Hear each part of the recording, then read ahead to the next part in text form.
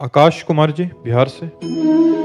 राधे राधे महाराज जी। महाराज जी, जब आप नौजवान अवस्था में साधना कर रहे थे, तब उस समय आपकी सुबह से शाम तक की दिनचर्या क्या थी महाराज जी? कैसे तुम्हें बताएं, क्या क्या तुम्हें बताएं। रात्रि के 1 बजे जगना, 9 बजे सोना, 1 बजे जगना, 1 बजे से 4 बजे तक भगवत चिंतन करना, 4 बजे गंगा स्नान करना, गंगा जी के समीप ही रहना, फिर 9 बजे दिन में स्नान करना, फिर 4 बजे शाम के स्नान करना और उड़िया बाबा के प्रवचन रूपी ग्रंथ साथ रखना और हर समय भगवान नाम चिंतन, मंत्र चिंतन, योग वाशिष्ठ वेदांत जो ग्रंथ थे उस समय समय चिंतन। तो वैराग्य की प्रधानता से कभी किसी घर में भोजन नहीं पाया, जवानी में किसी गांव में प्रवेश नहीं किया, गंगा के किनारे वृक्ष या मंदिर या कोई आश्रम उसमें रात्रि व्यतीत कर ली और दिन भर गंगा किनारे। ये 20 वर्ष ऐसा रहा। घाट में बनारस में रहे तो तुलसी घाट से लेकर दशाश्वमेध घाट तक घाटों में ही रहते थे।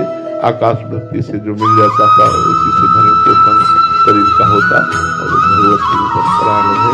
हमारी प्रधानता क्रिया नहीं रही, कभी हमारी प्रधानता चिंतन रही। गुरु कृपा से हमारे में क्रिया प्रधान साधना नहीं रही, आंतरिक चिंतन प्रधान साधना रही। हम इस बात में निरंतर सावधान रहे कि हमारा कभी भगवत चिंतन न छूट नहीं पावे। जो अंतःकरण हमारा है ये भगवत चिंतन परायण रहे। और तो सब शास्त्र स्वाध्याय, एकांत सेवन, संत समागम, गंगा जी ही हमारी माता पिता भाई बंधु मित्र दोस्त सब गंगा जी ही थी। गंगा जी से ही हमारा भरण पोषण, जब भोजन नहीं मिलता भर पेट गंगा जल पी लेते, उसी से हमारा भरण पोषण होता। आज के 30 वर्ष पहले गंगा जल ऐसा था अमृत जैसा। अब तो यमुना जल और गंगा जल आप भर पेट पी भी नहीं सकते। अभी सब बड़े बड़े नाले गिर रहे हैं।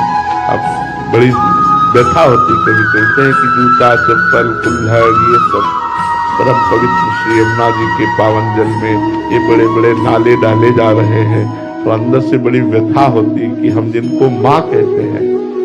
एक विदेशी ने कहा हमारे यहाँ के सरोवर, जलाशय, झरने, नदी और समुद्र आप इनको देखिएगा, एक भी कहीं गंदगी नहीं मिलेगी। बोले आपके भारतवासी गंगा को माँ कहते हैं, जमुना को माँ कहते हैं और इसी में नाला छोड़ते हैं, गंदगी छोड़ते हैं। बोले कैसे हैं आप, कैसे भारतवासी हो कि अपनी माँ को गंदा करते हैं?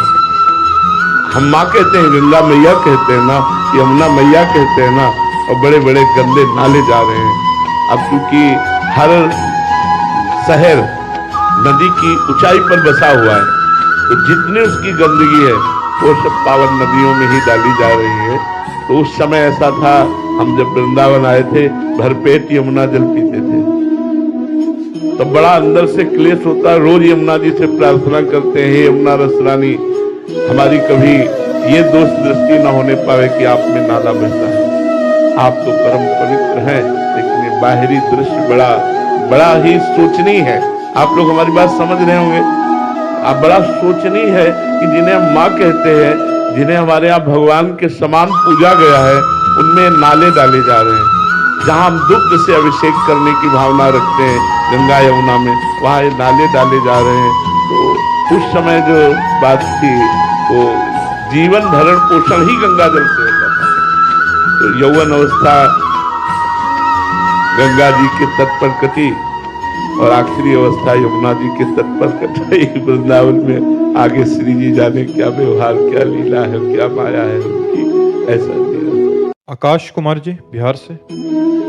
राधे राधे महाराज जी। महाराज जी, जब आप नौजवान अवस्था